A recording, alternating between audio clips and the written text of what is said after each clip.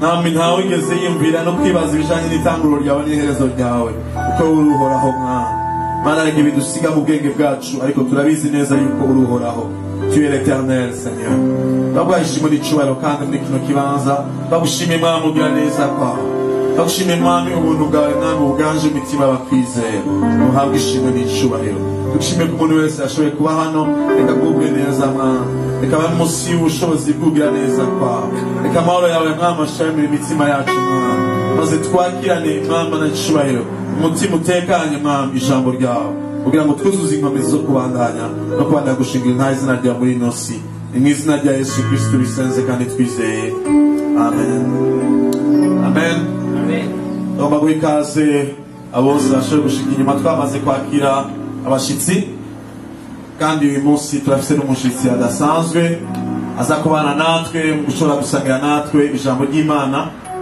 akaba ari mwene data Florindo Ngozi akaba aba mu gihugu ca Swede maze imyaka myinshi naza kweruka ngaha kera akaba kandi ari umukozi w'Imana muri ico gihugu mu ishengero rya New Jerusalem International vango yaje muri no misi ya vacances azogenda la semaine prochaine twifuje yuko tugenda tudasangiye nawe ijambo ry'Imana reka imbere yuko ndamakirana imbere ashaka kuva hasi na madamu wiwe ashobora kuba ari inyuma reka tubakomere Imana kubwabo amen akoze kuza kubana natwe kaze mvuze nitwa Florindo Ngozi mfite amazina menshi bivana naho twarahuriye mu baskuti nitwa Elephant Spontané twarahuriye muri université mu baptême banyita Puyon Gustave ya Crocodile imaze abantu amatwarahuriye mu ishengero muri Swede banyita Onesime amen isigura ni izina Onesime si izina ngo ni izina ngo gicaduka nukugenda ariko ndigisha ubwa mbere umukozi umuvyeyi wacu mu buryo bw'impemu yambwiye ati nge wari kurigisha Imana hamuhaye ngo ndagwizera rishasha yitwa Onesime amen Onesime turisanga muri Filemon bivuga ngo ni umuntu atacu yari amaze mu gikorwa c'Imana ariko kuva aho yamereye Imana yabaye umuntu akomeye amen Imana irahezagire hanyuma tukaba twarahuriye mu Ngagara naho hari amazina menshi baranyita Toma baranyita Sinsi amen ariko igikuru c'Imana yanyise ko ndi umwana w'Imana amen kandi sindi hano ngo mumenye jewe ariko nje kugira ngo tumenye ijambo ry'Imana haleluya tumenye Kristo na za nkomezi zamuzura amen reka twugure Bibiliya tudatevye muri Yesaya 61 kuva ku murongo wa mbere gushika ku murongo wa 4 ubushobora musomye yo dusomera hanyuma tukaza gusoma no muri Nehemiya ikigabane ca kabiri kuva ku murongo wa 17 gushika ku murongo wa 20 amen muri Esaïe 61 verset 1 jusqu'à verset 4 hemu w'umwami uhoraho ari kuri jewe kuko uhoraho yandobanuje amavuta ubutumwa bwiza yantumye gutubika imitima imenetse no kumenyesha abarindwa ko barekuwe ngo menyeshe abantu umwaka wo kwemererwamo n'uhoraho n'umunsi wo kwihora w'Imana yacu ngo nirure abagandaye bose ngo shirireho abagandaye Isiyoni igitsibo mu gishingo c'umunyota ndabahe n'amavuta y'akaneza mu gishingo c'ubugandara n'umwambaro wo guhimbaza mu gishingo c'umutima ubondobereye kugira ngo baze bitwe ibiti by'ukugororoka imyeroni yatewe n'uhoraho ngo bimutere icubahiro nuko bazokubaka ahari imisaka kera bahagarike ahasanguwe ubwa mbere kandi bazosubira kuvyura ibisagara vyasenyutse ivyamaze ibihe byinshi ari misaka. Yes, ashimwe cyane. Ashaka guceka ngo and they shall rebuild the old ruins, and they shall raise up the former desolation, and they shall repair their ruined cities. The desolation of many generations. Osubiramo murongo wa kane. Nuko bazokubaka ahari imisaka kera bahagarike ahasanguwe ubwa mbere kandi bazosubira kuvyura ibisagara vyasenyutse ivyamaze ibihe byinshi ari misaka. Ndaheza mbiganira ingene ikiganza ciza c'Imana yanje cabaye kuri jewe biganira n'amajambo umwami yabwiye nabo baravuga bati nituve hasi twubake nuko bariyungunganya bashira ko bakora ico gikorwa ciza. Murongo wa 19. Ariko Sanibalati umuhoroni na Tobiya umwamoni w'umugurano na Geshemu umwarabu bavyumvise baradushinyagurira batubarirana agakengerwe bati ivyo mukora nibiki mbega suko mugomba kugarariza umwami. Murongo wa 20. Nanje ndabishura Imana yo mwijuru niyo izotuma bikunda nico gituma twebwe abasavyi bayo dushira ko tukubaka ariko mweho nta mugabane nta bubasha nta n'icibutso mufise i Yerusalemu. Amen. Yes, ashimwe cyane. Ndashobora kubegera kuko ngano uvume ngo ndi kuri internet ndikoresha. Haleluya. Yes, ashimwe cyane. Twasonye muri Yesaya bavuga ngo kuko uhoraho yasize amavuta ngo kugira ngo mvuge ubutumwa bwiza maze abantu bakinyambaro yukurira canke ikigandaro ndabaye inyambaro shasha y'umunezero. Yes, ashimwe cyane. Ndakunda cyane igihe cyose sonye iyi passage kuko iranganira ikavuga ati nivyo Imana yankoreye mu bugingo bwanje birengeye ivyo papa na mama bonkorera. Haleluya. Ibyo Yesu yagize mu bugingo bwanje birengeye ivyo abagenzi bonkorera. Samaherasi igihugu mbamwo ariko igikuru cyane nico Yesu yagiriye mu bugingo bwanje. Haleluya. Kenshi turasaba Imana akora iki kandi ikabikora Imana ihabwa icubahiro. Turi kumwe. Iyo uri kurarira ukibuka yuko hari waje agaguhanagura amosozi yawe akaguha imyambaro y'umunezero bigutera inkomezi. Amen. Murambara kubwira ikirundi canje kiragwaye gatoya ariko ndagerageza sivyo. Ariko Bibiliya iravuga ku murongo wa gatatu n'umurongo wa kane avuga ngo bazokwitwa a planting igiterwa c'uhoraho bazokwitwa ab'Imana yashinze ab'Imana yonyene yitereye. Imana ihabwa icubahiro. Igihe cyose somye iri jambo rirankuraho kuko naho imiyaga yohuha nibuka ijambo ry'ikirundi rivuga ngo wagati gateretswe n'Imana ntigahenurwa n'umuyaga bisigura ngo nimba n'igiterwa c'uhoraho nta na kimwe conkorako. Yesu ashimwe cyane. Kumbura uvuge amen kuko mu kanya gato amen niziza kuba nyinshi. Ngabara kubwira ni muri igiterwa c'uhoraho kuko Imana yaragushizeho yaragutoranije ukiri muto agusiga amavuta maze kugira ngo ube umuntu yamamaza iteka ryayo.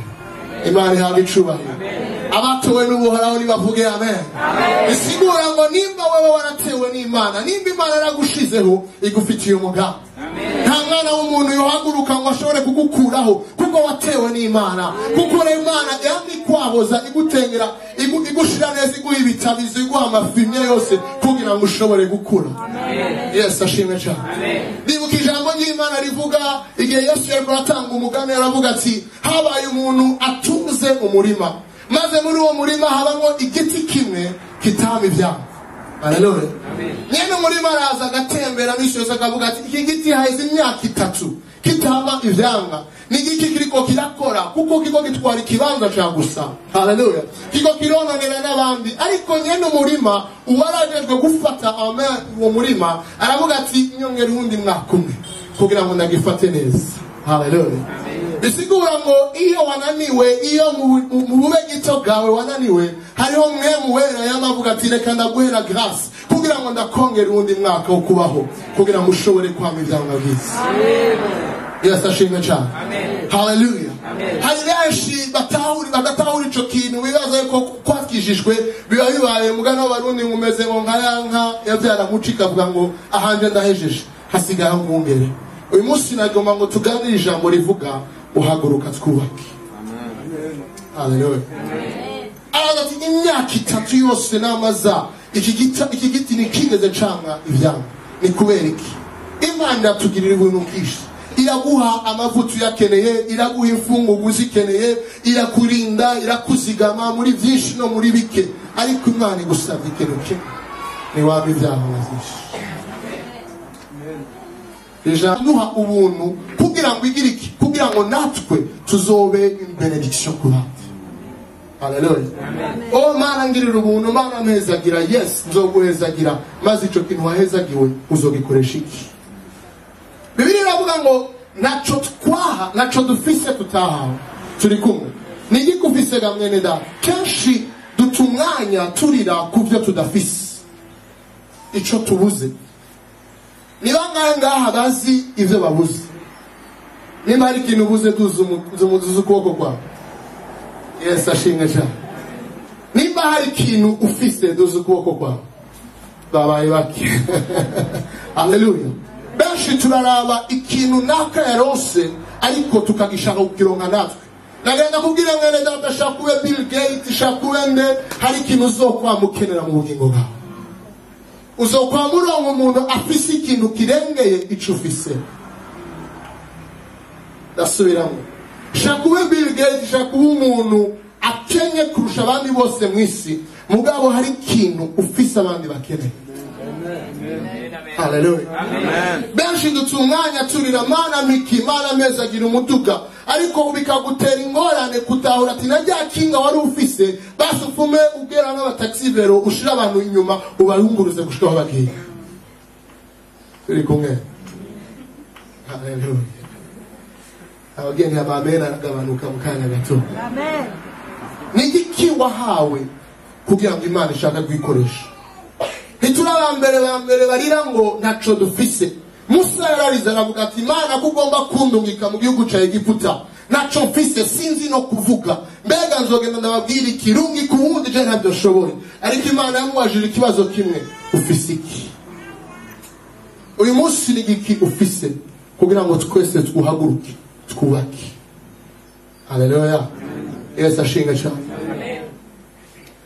Uraga n'abandi bana Imana yahamagaye abasamsoni y'abasalomoni bose baragavuga ati cyangwa ukaraba n'abandi bose bavuga ati nje ndacari muto ndi wo mu muryango wa Benjamin, nta na kimwe nokora, umuryango wanje n'umuryango ukenye kurusha abandi bose, naco mfise ashobora kuvuga. Ariko Imana yahamagaye Samsoni amagaturi Eva yongeye haguruka ukore. Haleluya. Ndagenda kugira ko muri wowe hari ikintu gikomeye cyane.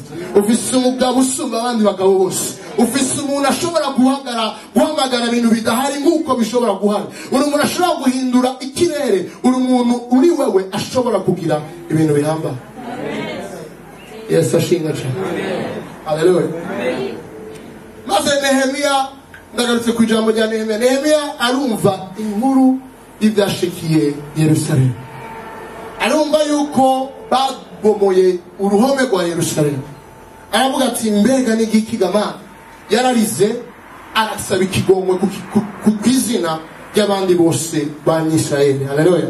Aravuga ati Mana nibutse ijambo ryawe wabwiye Musa, ukavuga ati igihe mutazokubaha amabwirizwa yanjye, igihe mutazokubaha ibyo nanditse, nzobatuma muba epapiye mu bihugu byose. Haleluya. Izo ngorane zahashitse, Nehemiya yatahuye ikintu kimwe. Ntiyatahuye ko ari ingorane physique, ariko yatahuye ko ari ingorane spirituelle. ingorane zishikira umuryango wawe, zishikira igihugu, nta yindi nyishu zifise atari muri spiritualite. Dawidi aratahura ikintu kimwe, igihe Goliyati yariko aragwanya igihugu ishengero ry'Imana, araza aravuga ati amajoro 40 imirango 40 40 jours 40 nuits, uwo muntu ninde ashobora gutuka ingabo z'Uhoraho? Aravuga ati uwo muntu circoncis, mu kirundi bavuga gute circoncis? Udakebwe. Amen. Uwo muntu adakebwe ninde ashobora gutahura gutukija ishengero ry'Imana? Turi kumwe na bene data. Mu gukebwa cyangwa circoncision ntiyari ikintu physique, ariko it was a matter of a covenant, yari kibazo cha alliance bari bafitanye n'Imana. Kuko circoncision en soi ni alliance, ni signe alliance Imana yagiranye n'Israeli. Haleluya. Igihe ingorane zishitse mu muryango wanje, nakunda guhagura ngavuga nti mbega uwo muntu atari circoncis ashobora guhaguruka imbere yanje nite? Haleluya. Tubaye mariye imyaka 4 twarose umwana mu mwaka uheze, Imana ishimwe cyane. Ariko imbere yuko tumuronka, madamu yarambona nkamenya ndi mugwayi mu mutwe. Nahagurutse mu buryo bw'impemu, nkaza misi yose mwijoro nkamugira bebe bite urakomeye nkakora nkukunda, nkabwira ati uryame neza, nta kiriyo nagakiriyo kwa jina la Yesu. Haleluya. Nahaguruka mu buryo bw'impemu, maze turiko turategura urugendo mu mwaka uheze tugomba kuza muri mariage ya petite sœur wa madame. Aravuga ati sishobora kugenda kubera iki? Bimwe wavuga nivyo byashitse. Yesu ashimwe cyane. Haleluya. Ni ikihe kintu ugomba kubaka mu bugingo bwawe? Navuze nihaguruka twubake. Hari byinshi byasambuwe, yaba mu gihugu. Passage yanje nasenze Imana ni mwanya mu rugendo nzogenda, aho nzokwigisha hose, umye gutahuza abantu yuko hari ikintu gikwiye gukorwa muri kino gihugu. Ingona n'abarundi kwa jina la Yesu. Comparaison cyangwa kwigereranya n'abandi ni langage y'abafeble. Haleluya. Eko ndaganira n'umuyobozi w'ishengero arangira ijambo rinyoye cyane, twego turagize umubonano ndahezagirwa cyane. Avuga ati abariko baravuga canke abavuga ibindi bintu bitari mu ijambo ry'Imana bameze nka Sambala, bameze nka Tobiya. Haleluya. Baho twasonye muri Nehemiya, n'abantu badafite icyo bakora ariko baryoherwa kuvuga ibyo abandi bariko barakora. Umunsi naje kugira ngo Imana iguhice ukora. Umunsi naje kugira ngo uhaguruke wubake igikorwa cyawe. Haleluya. Yesu ashimwe cyane. Ariko muri uko kubaka hari ibintu byinshi bishika. Nehemiya yumvise umubabaro wari mu gihugu cy'Israeli. Amen. Imbere yuko wubaka utegereza kugira, ndavuga sur 5 D. Amen. 5 lettres D. Indome D. Zitanu mu Cyongereza cyangwa mu Gifaransa, mu Kirundi ndagerageza kubisigura. Amen. Imbere ya mbere yukubanza kubaka utegerezwa kudiscerna. Mu Kirundi bavuga gute? Discernement. Kurubanura cyangwa kubona neza, nizo navuga. Amen. Kubona neza aho ingorane iri. Amen. Turi kumwe.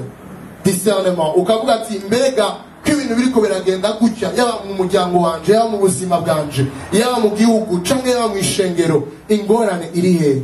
Dukeneye un esprit de discernement. Haleluya. Kuko kenshi ibintu byaba biparesa nk'uko biri blanc, ariko ufise un esprit de discernement biba biri noir. Haleluya. Est-ce que turi kumwe? Ubanza kwidentifia cyangwa gutahura ingorane iyariho kugira ushobore kubaka. Ni nk'umuntu agomba kubaka umurima cyangwa agomba kubaka inzu, abanza kudiscerna aho azokubakira hari. Haleluya. Byo guharawe ni sororezo cyangwa gaseke bugendatse. Haleluya. Ubanza kudiscerna ico kintu cyane. Amen.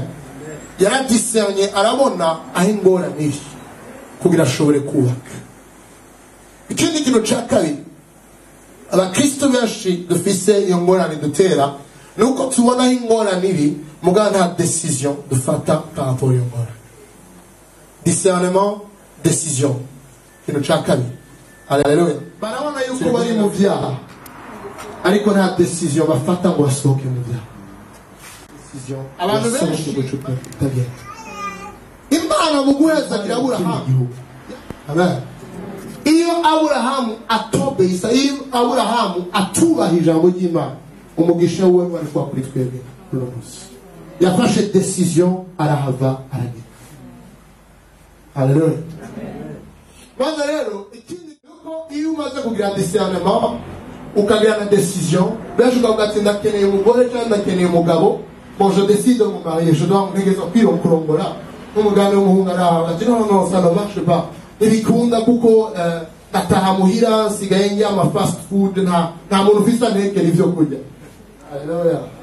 Ati koko ndongora nkamera nkawe frere, nkambwira ni kurongora ni kimwe, kumera nanje n'ikindi, ariko nashaka kumera nkawe. Haleluya. Sishaka kumera nkawe. Nawe uri unique. Amen. Ama empreinte digitale yawe nta wundi muntu ku isi yose ayifise kiretse wewe. Bisigura ko Imana ifise umugambi kuri wewe gusa. Haleluya.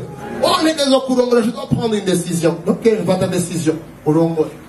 Mugabo ikintu yabuze ca gatatu, yabuze discipline par rapport iyo décision. Chaque décision, cyangwa décision yose ufata ikwiye kuja gukurikizwa na discipline. Nta muntu wongera ngo widesize kubaka inzu ukagira discipline gutuma tubaka inzu. Nta muntu wongera ngo udesize kugira mariage ukigenza uko wishaka. Nta muntu wongera ngo udesize kwakira Kristo, ngo udesize kuba mu ishengero ntukurikize ivyo abanyeshengero bakubwiye, abarongozi aba leader w'ishengero bakubwiye. Haleluya.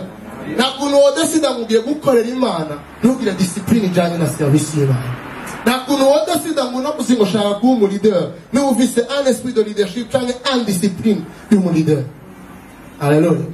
Hari discernement, hari décision, hakaba na discipline. Nehemiya yarabitaho ivyo bintu bitatu. Aravuga ati nivyo nabonye ingorane, nafashe decision, agenda ayishikiriza umwami w'igihugu yabamwo. Aramubwira ati Imana ibane nawe, ndaguheshagiza ibintu kuko ugende gutanga urumuri. Haleluya. Ivyageze aho ariko yarafise na discipline. Yabaje kwanza kugenzura igihugu cose ata muntu aramenya igituma ahari. Haleluya. Ikindi ca kabiri aravuga ati bene data turabona ko ibintu byabomaguritse, reka twubake. Muri verse ku murongo wa 19 aho twasomye ati let us rebuild, reka twubake, reka duhaguruke twubake, maze babaza bose bakurikirana. Ariko iyo decision bafashe harimo discipline. Ugaze mu bigabane bya 12 muri Nehemiya urasoma baravuga yuko Nehemiya yagize strategy, kuko yabonye yuko hariho ingorane nyinshi, amataki yari menshi. Aravuga ati ukuboko kumwe kuzokora, ukundi nako kuzosenga. Amen. Haleluya. Amen. Discipline ufise ni yihe selon décision wafashe. Tulikumega bene data. Amen. Amen. Suko mugiye kugira nk'abandi bose, oyagira nk'uko Imana ikweretse, maze ufate iyo discipline uyigendere, Imana izokwereka neza. Haleluya. Dawidi yari afise discipline itari meze nk'iz'abandi bose. Yarazi yuko nimba ari ico ari kurujya munsi nukwera Imana yagendanye nawe. Yari afise ifashe yo gushima Imana igihe cyose. Nihe discipline ufise uyu munsi mashengero menshi, iyi message zarazimitse ubwira abantu nimugire discipline, kuko bose wati uvuze discipline uri umukozi w'Imana, ahubwo uvuze discipline wari umukozi w'Imana nshuti z'Imana. Kuko ikintu cyose Imana iduhamagara kuba abanyendero, abantu bigenza atigenza nkaho muri kino gihe, ariko abantu bigenza nk'abantu b'Imana. Ico gituma Paul yanditse umuntu yapresheje la grâce kurusha Paul nta urabaho. Paul yaranditse aravuga ati naho la grâce yaduhaye, ariko ikintu tegezwa kumenya la grâce ni hari kugira ngo dushobore gucumura. Aravuga ngo là où le péché abonde, la grâce de Dieu surabonde. Mugabo, la grâce de Dieu, on ne doit pas pécher pour que la grâce de Dieu surabonde. Amen. Yakeneye discipline. Aravuga no muri Romains 12 akavuga ati muri byose mutahure yuko muterezwa guhindukira mugatahura ikiri ciza ikibereye n'igishimisha Imana kugira mugire renouvellement des pensées. Ne vous conformez pas, mugabo soyez transformés. Amen. Majama rakomeye cyane. Conformité na transformation. Amen. Bisigura yuko abantu benshi bono no munsi nguze contenere umuntu ashaka kwigura. Tito conforme ngene data. Haleluya. Uyu munsi nibuka mu mbarire nagomba ndabivuge gato. Ndibuka kera ari umuntu yaje arangira ati frere urabona urakorera Imana ifo ko vraiment ugira umukopine nawe ndagane ni kubera iki ngora abana abandi bose barabafise kiretse wewe avuga ni Bwana sifiwe ati kubera iki ni kubera nimba babafise nibisigura ko jewe negezwa kumufisa ariko igihe c'Imana kigeze izoza. Haleluya. Discipline ufata ni yihe? Ushaka kwikonforma nk'uko abandi bagira cyangwa ushaka kuba transformer? Imana ihabwe icubahiro. Ndashaka abantu batatu bafise bashaka umuhezagiro bazi imbere kuno munsi. Ndabigisha ico Imana yanyigishije kuvyerekeye conformité na transformation. Abantu batatu bazi imbere ndabereka un exemple Imana yanyigishije. Amen. Tubakomere bene tukomera amashuri da. Igihe nashiki buraya narigejeje nk'abandi bantu benshi nagize conformité bambona nganda bise nagatoro kihereni nagize na Madrid ibintu bikomeye cyane nanje ngo mbe nk'abandi mutabonera. Haleluya. Hanyuma Imana irambwira ati maze kwakira Kristo nari nagize kakandika byandi mbone gutembe bagwa ngo ni samusure akaguru kamwe hanze akagura indani. Haleluya. Zibura ngo nari nzi ko nugamye ariko naranyagirwa. Haleluya. Amen. Nazami okay mu kwinterpreta cyangwa mu gusigura ndakuri hereni byigisha. Haleluya. Hanyuma nk'interpreta mejeje nkafata hereni nasubirayo ibishatsi nari narangije ariko nashikamurira nasubira gusuka. Imana irambwira ati mwene da mwana wanje uteza gutahura kimwe ni soit uri froid cyangwa uri chaud ushobora kuba hagati kuko ubaye hagati ndagucira ndakuvomisa. Haleluya. Irambwira ati ubwire surtout ndi ku jeune ndi muri wa jeune kw'isengero irambwira ati ubwire abana banje ibi bintu mwenda kwigisha benshi iyo uri ahantu inyifato z'abantu benshi kugira ngo tumenye ico dushobore kubaho discipline tutezwa kugira ugamera mbere tubanza kuraba igihugu tubayemo. Uyu ndamwita igihugu. Haleluya. Igihugu tubayemo lo milieu tubayemo tradition y'ico gihugu mbese ibi bintu biremewe muri kino gihugu mbese ibi bintu amategeko avuga gute. Haleluya. Tukaraba tuti nimba igihugu cemeye ni sawa nimba igihugu cemeye ko ngira ibi nimba igihugu cemeye ko mbana concubinage nagize mariage ni sawa nta kibazo. Haleluya. Ugacungenda kavuga ati okay igihugu cavyemeye amategeko arampaye uburusha reka ndabe uyitumwita umuryango. Haleluya. Umuryango wanje reka turabe ingene ubivuga mbega mubona gute est-ce que naho tuba mu gihugu kimwe itufise education imwe sero imiryango twavuyemo naho twaba dufise tradition imwe canke imibereho imwe itugira education imwe kubera tuva mu miryango itandukanye. Murashobora kuba muva mu quartier imwe mukagira education zitandukanye indero zitandukanye ugavuga ati igihugu kirabinyemera ariko umuryango wanje reka ndabe yuko ushobora kuvyemera. Haleluya. Ugavuga ati niba umuryango uvyemeye indero naho yawe yivyemeye ni sawa reka tugende. Hanyuma ugacushika kuganyuma ugavuga ati bon tradition yavyemeye igihugu cavyemeye umuryango wawemeye reka ndabe Imana mbe Imana ko bijya vyakunze ega ni batatu ariko wowe ntaco ni majorité qui compte urumva nawe wavyemeye. Haleluya. Ikibazo kishi ni muhindukire mu ndane gutya dutonde kumura. Ikibazo kinshi abantu dufise discipline yacu iba determine premièrement na tradition cyangwa igihugu tubamo ikaba determine na education tukibaza yuko iyo discipline ni Imana yemera. Tashitsi buraya abantu bose bakavuga ngo nukubana concubinage amategeko aravyemera ni Burundi uzobasigura bizovyumva ariko nkabaza mbega Imana iravyemera. Haleluya. Ariko Imana irambwira ati bwira ishengero ryanje hakubanza kuraba tradition hakubanza kuraba igihugu canke famille babamwo nibabanze bahindukire bandarije hindukira murabino.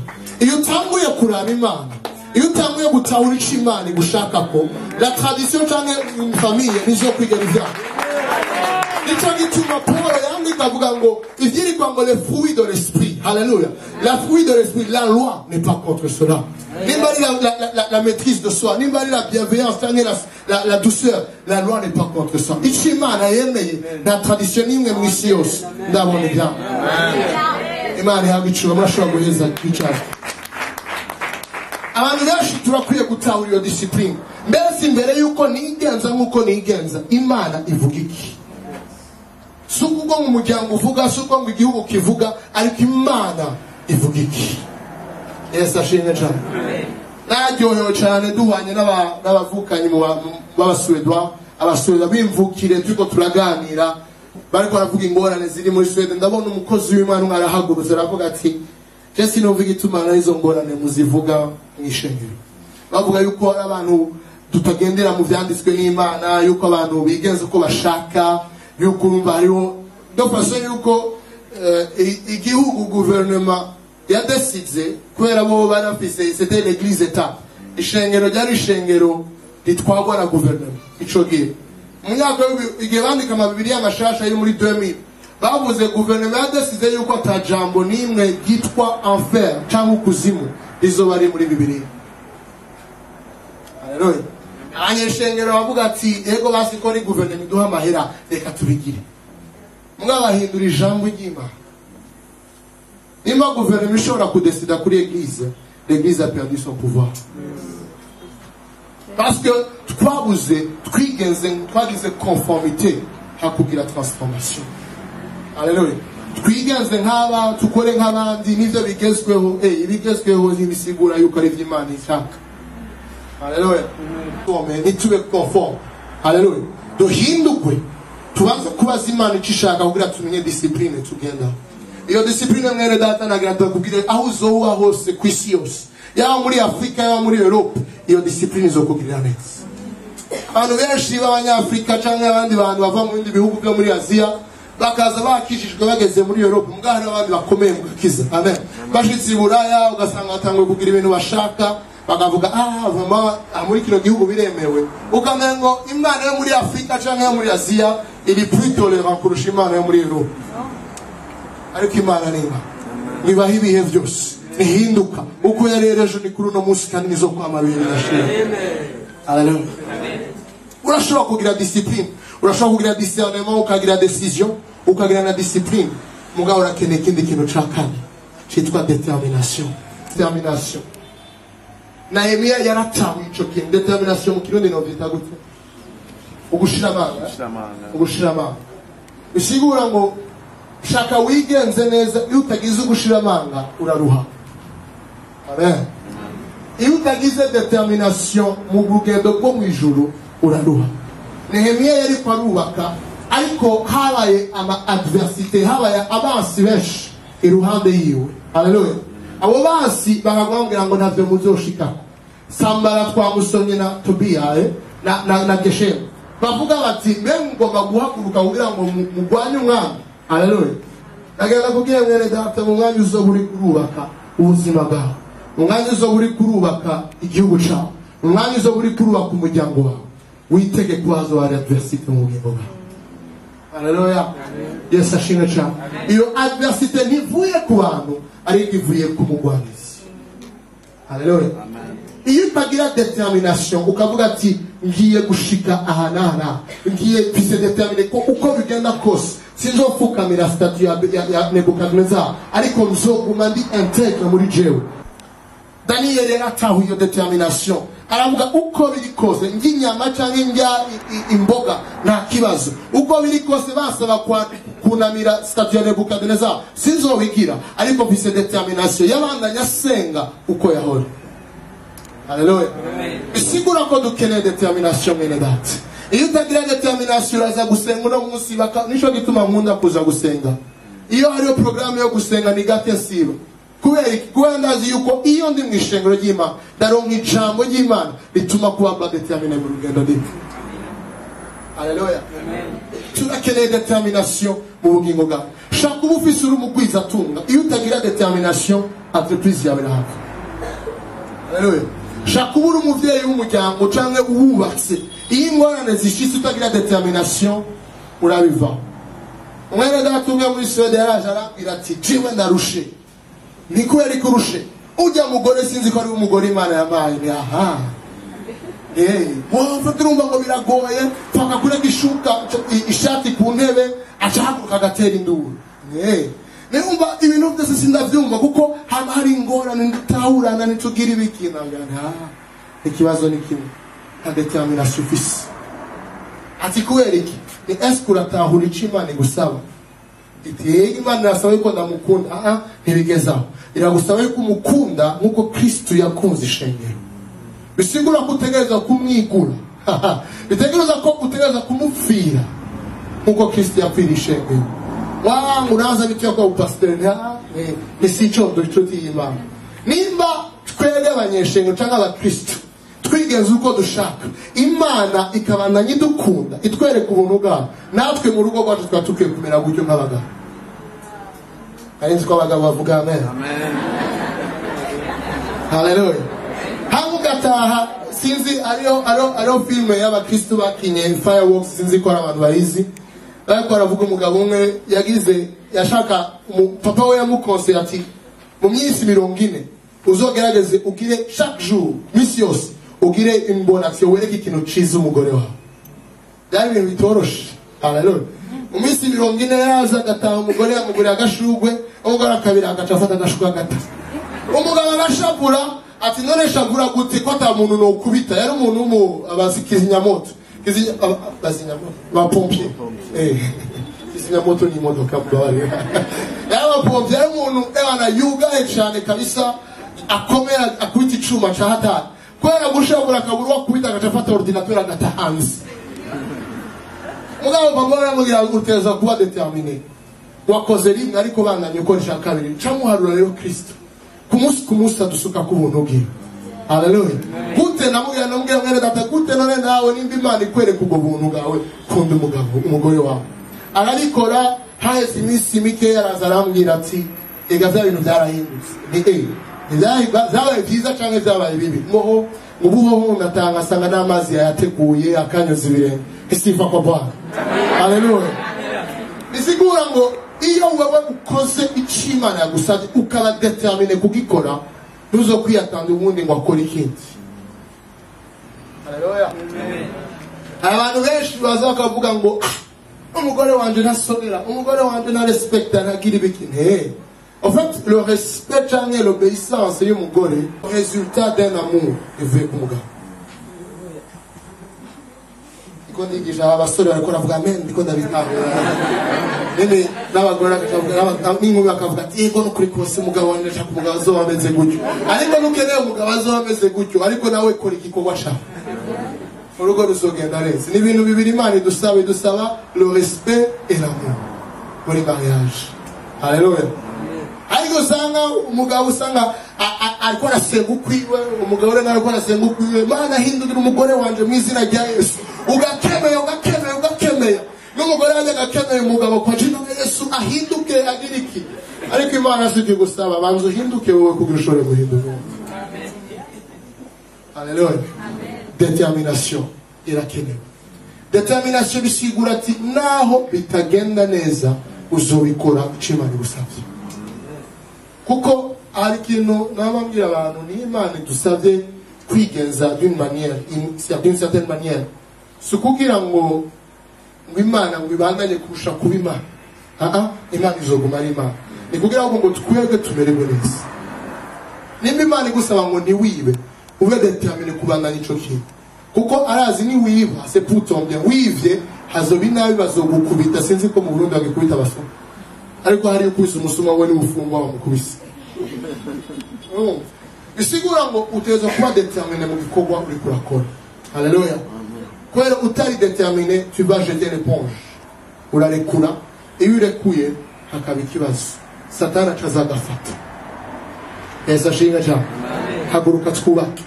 Discernement, décision. Ikintu ca gatanu, tu dois avoir une direction. Haleluya.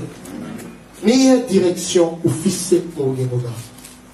Direction nshatse kubivuga mu Kirundi cyo muri Bibiliya novuga ni iyerekwa aho uri kuraca. Haleluya. Ukugenda he mwene data, ukugenda he ugomba kugira mariage, ukugenda he wakijijwe.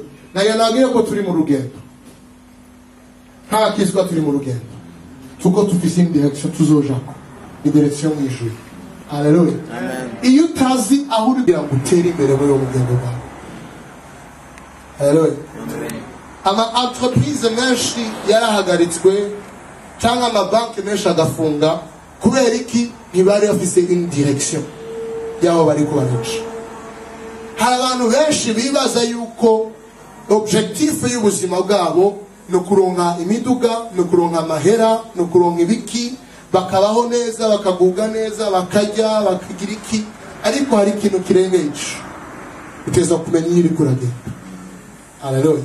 Uko ujahiga mwene data naganda kugira ko utari muri course n'umuntu, nimba abandi barabigize bareke babigire umwanya wawe uzoza. Haleluya. Tu dois avoir une direction diko ndajahe nk'umugabo mu rugo neza kumenya ndiko njana umuryango wanje hehe, nk'umukristo cyangwa umurongozi w'ishengero ishengero ndaribona hehe kugira ngo ashobore kumvirikira. Haleluya. Nushobora kuza ngo n'umurongozi soit wa cellule cyangwa umurongozi wa chorale cyangwa umurongozi wiki utafise une direction yaho muri komuraje. Narashimye Imana kuwa Mungu heza nari hari inyuma pastori nasanze n'uno ahakanza birashari aza akabereka vision ya Oasis Christian Center. Amen. Nari mushasha mugana yatahuye ico muri komurakora ngaho. Mu kintu cyose uri kurakora uteza kugira une direction. Quel est l'objectif tugomba gushikako? Imana iguhezagire mukozi w'Imana. Benshi pedate ni mu bitahura muti ni ibintu bi sophistiqué canke birengeye ubwenge, ariko utegezwa kumenya nk'ishengero rya Oasis Christian Center ari un membre une branche muri le membre du corps du Christ tuko tujahe ishika inumbero ijahe. Haleluya. Nabangira abantu gasanga umuntu no musasenge hariya undi asenge hariya usenge hariya no suko bikorwa mu gikorwa cy'Imana. Haleluya.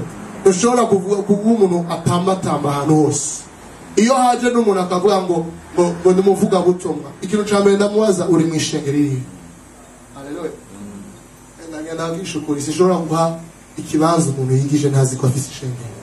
Kuko iyo ufise ishengero ufise umuntu aguviza une vision direction muri komurajamu ukaba éduqué kugira ukurikize ico kintu. Paul qui était un apôtre par excellence igihe yakira Kristo, igihe Kristo yamwireverako yagize iki yagiye Yerusalemu kubana n'abandi b'apôtre kugira iki kugira yige batahura igikorwa c'Imana wikuberako. Amen. Ni wabona umukristo akubwiye ngo ndatamba hariho hose uramubwira ndugu yawe ikara wicare uregwe. Haleluya. Kuregwa bituma nimba dushobora kugira aho tugeze no munsi, nimba ashobora gufata microphone nkigisha nuko narezwe nigishijwe nkabona une vision nkabona igikorwa ingene gikorwa hanyuma nkamenya naho turiko turaje. Yesu ashimwe cyane. Haleluya. Mwene data nimba uyu munsi ugitamba utaza aho ugenda ukavuga ngo ngiye muri rya sengero hari ingorane n'ibi ndagenda kubwira ikintu kimwe ga mwene data nta église iri parfaite, ariko dufite un Dieu qui est parfait. Umukozi w'Imana Noel Jones sinzi ko mumuzi w'umunyamerika, ariko aravuga umunsi umwe ariko aridoga ati Imana ishengero ryanje sindabitahura, ariko araganira undi mukozi w'Imana ishengero ryanje ndigisha abantu ntibahinduka, abantu ntibumva aho ndiko ndabajana, nibatahura ko dukwiye guheba ivyaha tukagenda mu nzira zuhora dushimisha Imana. Umukozi w'Imana aramubwira ati none ushaka ishengero ryera? Ati yego ushaka ishengero ryera. Ati rero sasa ufata abanyeshengero bawe bose ubasabe bakubura ishengero ryose, bakubure baryoze ari gusiga amavuta basige, hanyuma basohoke mu ishengero uca wewe nyene urushengero wugara ishengero, mugabo nawe ube sure ube sûr yuko tari mu rusengero usohoke nawe. Ati kweli ati kuko tous turiko turagendera dans la perfection et turaba parfait nous marchons vers la perfection. Haleluya.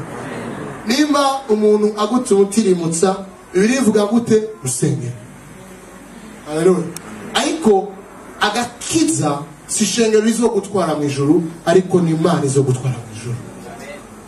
Yes, ashenga cyane. Tu dois avoir une direction ukujahe.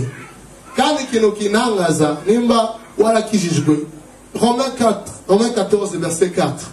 Ijambo Imana yaturevetu ko turasenga umunsi umwe dusengera ingorane zari mu mashengero atandukanye muri Swede. Imana yavuga ati ego c'est vrai bamwe muri mwebwe. Romains 14 verset 4 yavuga ngo qui es-tu pour juger un serviteur d'autrui? Urinda wowe kugira ngo ucire imanza umukozi wundi. Ni Imana ishobora kumuduza kandi Imana izomuduza. Haleluya. Ndavuga ni Imana ushatse kutubwira ati bamwe muri mwebwe ngaho mwamaze guca imanza, ariko Imana itaraca imanza. Haleluya. Reka dutahure bene data ikintu utakizi udatahuye ntukakritike ndugu yawe. Haleluya. Pastor wacu no yamavuga ati ntuzokritika umuntu afise 1 million wenyine utayagira. Haleluya. Kuko ntuzi ingorane za 1 million. Nimba uryoherwa nawe ma 10,000 izo ngorane za 10,000 hari abandi bashika hariya hejuru bakagira ingorane ziteye ubwoba. Haleluya. Ariko dukwiye kugira une direction aho turiko turasha. Maze rero umaze gutahura ivyo bintu bitanu gira meze mu minota 3. Uko maze gutahura ivyo bintu ukagira discernement, ukagira décision, ukagira discipline, ukagira détermination, maze ukagira na direction, Imana igiye kukugirira neza. Bibiliya iravuga ngo Nehemiya amaze kubaka uruhome rwa Yerusalemu abantu bose baratangaye. Bamwe bamubwira basambara na Batobiya ngo ati ntavyo uzoshobora, ariko barabonye ingene Imana yabikoze baravuga ati nukuri ufise Imana ikomeye. Abantu bagiye kubona Imana ufise kuri no musi. Abantu bagiye kubona ico Imana yaguteguriye, ariko Imana igusaba kimwe, uhaguruke mu buryo bw'imwemu, ufate decision, hanyuma ugire determination na discipline, maze umenye aho uri kuragenda. Uhoraho abahezagira. Turasenga kuri no musi.